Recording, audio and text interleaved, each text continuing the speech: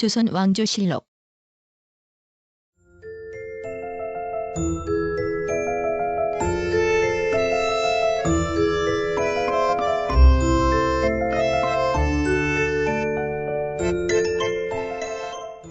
조선 태조에서 철종까지 472년간의 역사적 사실을 각 왕별로 기록한 편년제 사서. 국보 제151호. 활자본 1893권 888책. 1413년에 태조실록이 처음 편찬되고 25대 철종실록은 1865년에 완성되었다. 실록의 편찬은 대개 전왕이 죽은 후 다음 왕의 즉위 초기에 이루어지는데 춘추관 내에 임시로 설치된 실록청에서 담당하였다.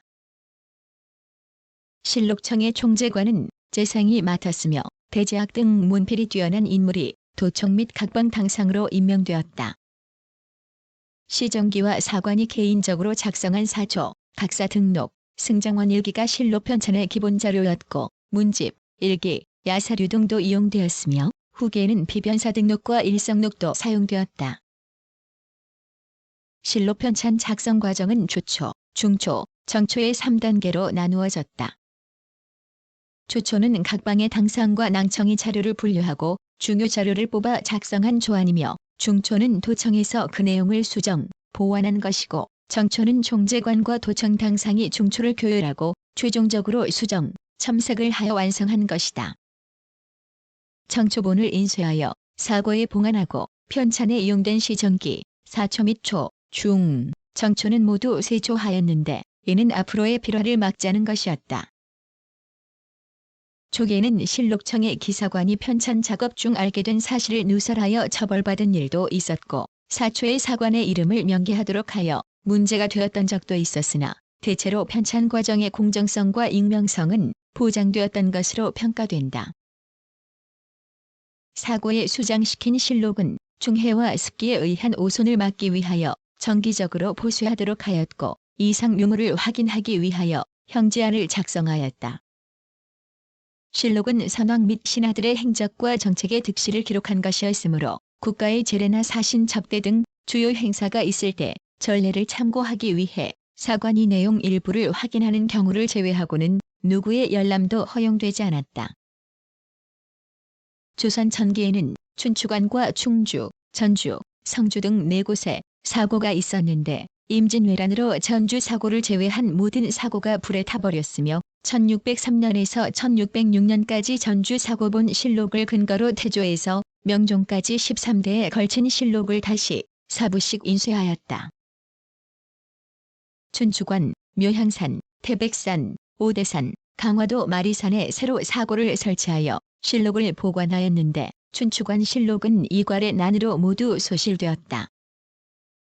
마리산 사고의 실록은 1636년 병자호란의 피해를 입어 현종 때 보수하여 1678년에 가까운 정족산 사고로 옮겨졌으며 묘향산 사고본은 1633년에 전라도 적상산 사고로 옮겨졌다. 이후 각 사고의 모든 실록은 조선 말까지 완전히 복원되었는데 일제강점기에 들어 다시 큰 변화를 겪었다. 일제는 정족산, 태백산 사고의 실록을 조선 총독부로 이관하였다가 경성제국대학으로 이장하였고 적상산 사고본은 장서각으로 옮겼으며 오대산 사고본은 도쿄제국대학으로 반출하였는데 1923년에 간토대 지진 때 대부분 불타 없어졌다. 장서각 소장의 적상산본은 1950년 6.25 전쟁 때 북한으로 옮겨진 것으로 알려져 있으며 태백산본은 서울대학 규장각에 소장되었다가 정부기록 보존소에 이관되었고 정족산본은 서울대학 규장각에 보관 중이다.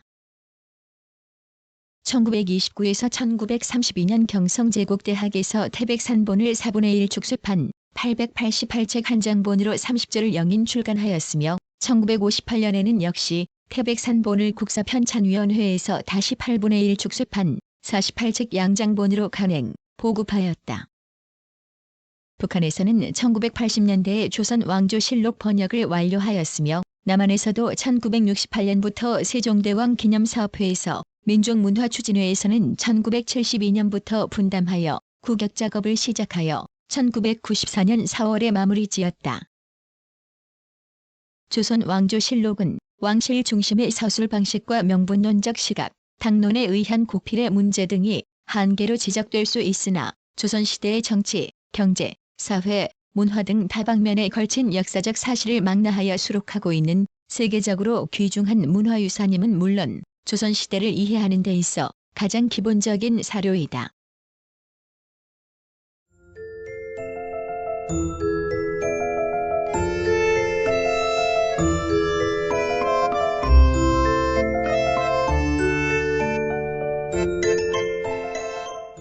구성, 나그네 구석구석 여행. 낭독, 글 읽어주는 고지혜. 들어주셔서 고맙습니다.